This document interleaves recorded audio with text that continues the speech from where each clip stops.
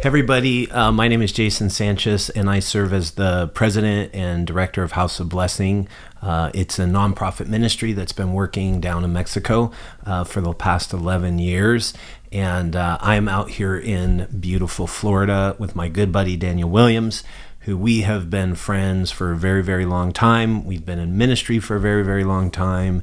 And he and his family and their church, Redemption Church, have just kind of walked this journey with us as we moved from Seattle down to Mexico to start House of Blessing and our ministry.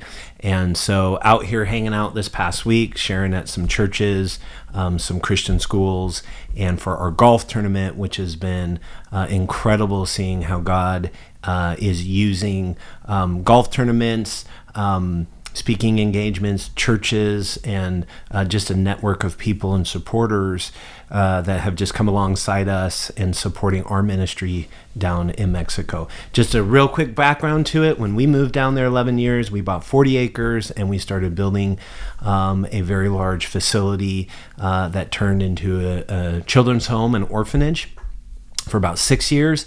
And then after the pandemic, that shifted to a private Christian school. And so last year was our first year. We just took another step of faith. We weren't sure what that was going to look like, but God just made it clear through our donors and our supporters and an amazing team down in Mexico, our local church, people in the community, that this was a good direction to go.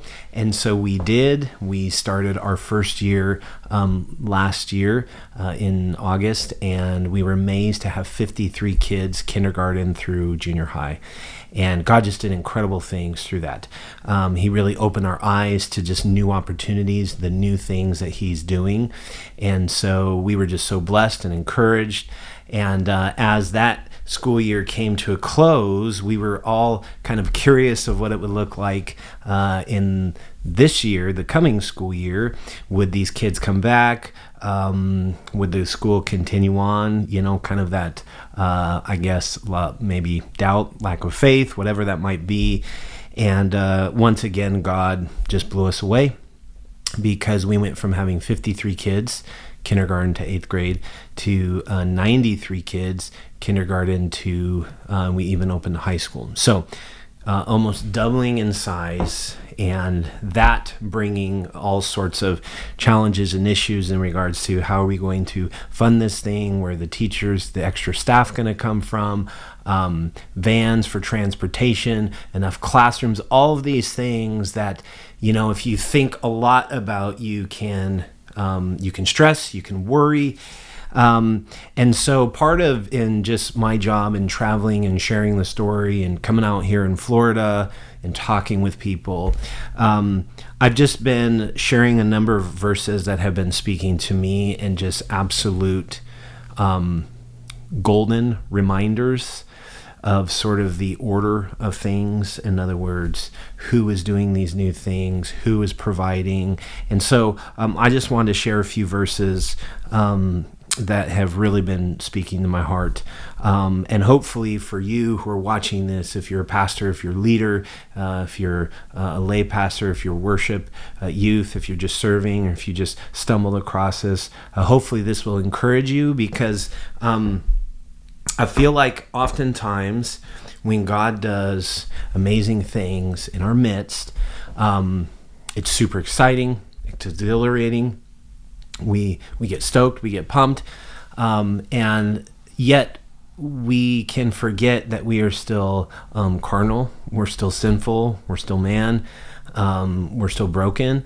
And if we're not careful and we're not mindful of things, I think that we can begin to think that these things are happening by something special that we're doing.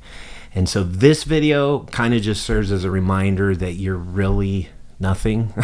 I don't want this to be like a Debbie Downer message, but it's actually a good thing that you and I are nothing, because it is in that state that God really, really wants to use us. So a couple verses that the Lord gave us and our ministry. The first one is in Isaiah 43:19.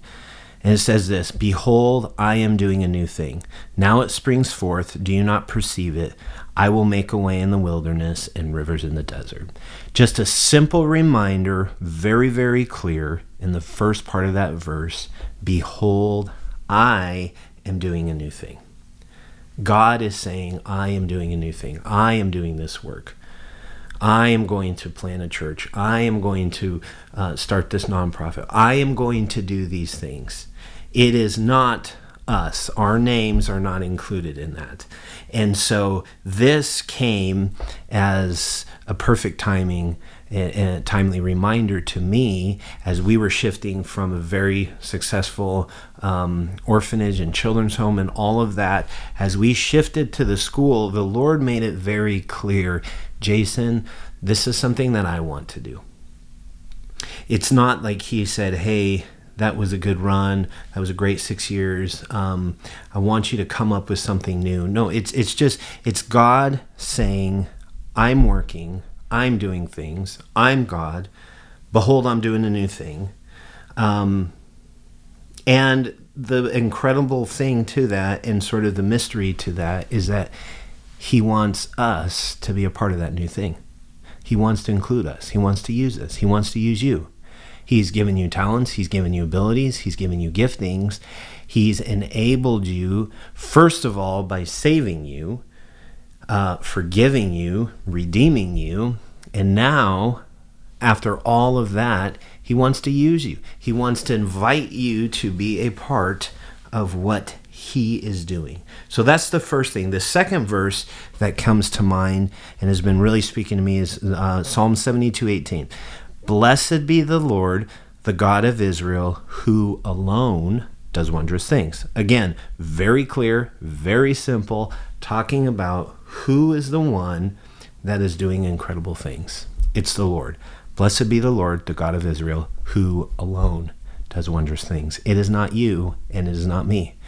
Now again, as God wants to use us, down in Mexico, people will say, oh my gosh, that's so incredible. Look at what you guys have done. Look at everything that's taking place. God bless you guys. God is using you guys and all these things. And yes, he is doing that in a way, but it is him doing the new thing. It is him alone that does these wondrous things. And then he just desires and allows us to come alongside him to be a part of that work. He does not need me, and he does not need you. And the reason why this is not a Debbie Downer message is because that is very freeing for us. Let me give you an example. I'm out here for the in Florida. We do a golf tournament, House of Blessing.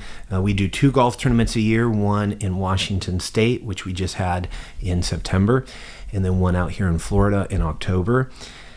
And we raise as much funds as we possibly can to send all of that and donate it to the school. When you go from 53 kids to 93 kids, and then more staff and more vehicles and more food and more school supplies and all of these things, your costs and financials go way high. And that can be a nerve-wracking thing. It can be very daunting, especially when all of our support and our donations, the majority of that comes from supporters in the States. And so it can be really challenging. It can be worrisome.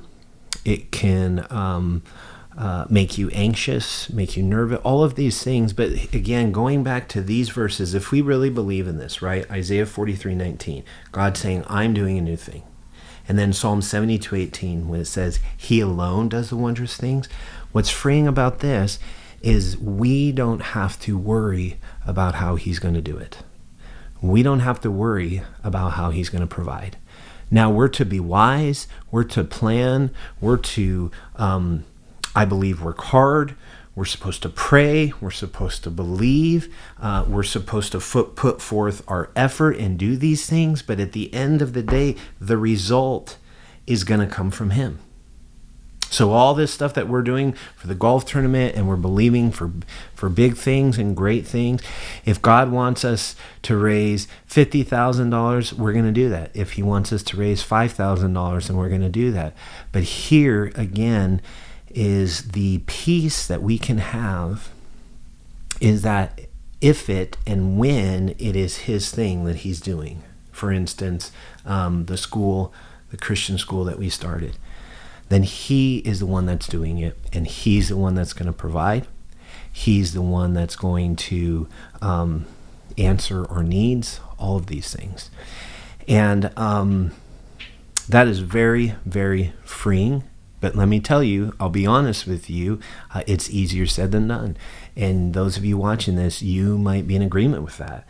It's like, yeah, I believe that. But when it comes down to it, when we got to pay a bill and there's not the money in the bank account, or we've grown to a point and we don't have enough space in our facility, or whatever that might look like, that's when temptation can come in, and there's opportunity for us to lose focus and lose sight of how things even started. We went down there 11 years ago. Why? Because God called us. We went down there 11 years ago because God said, I want you to be a part of something in the small town 5 hours south of El Paso, Texas.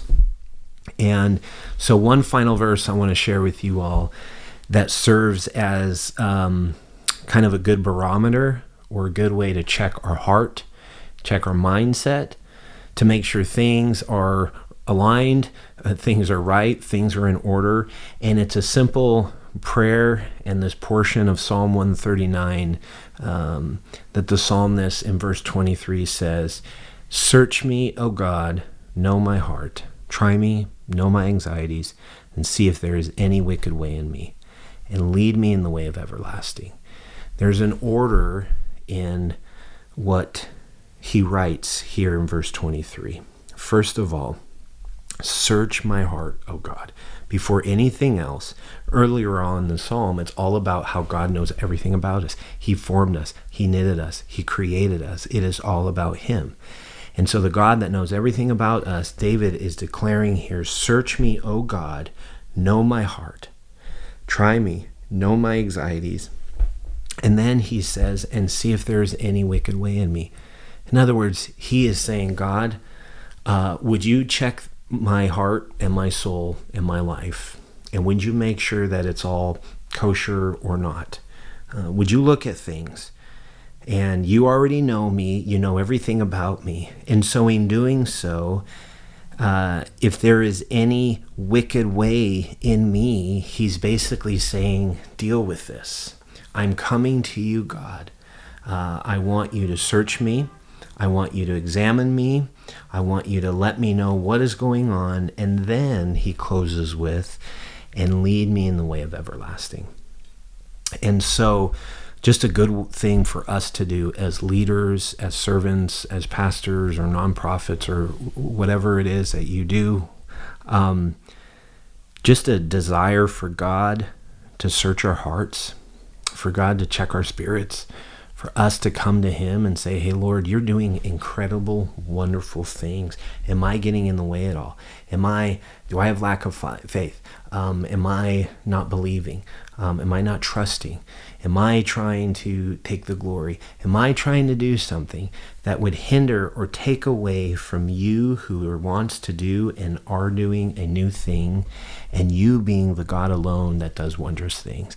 And I believe that if Psalm 139, verse 23, if that becomes a daily part of our lives and our routine, we are going to see God do even greater things.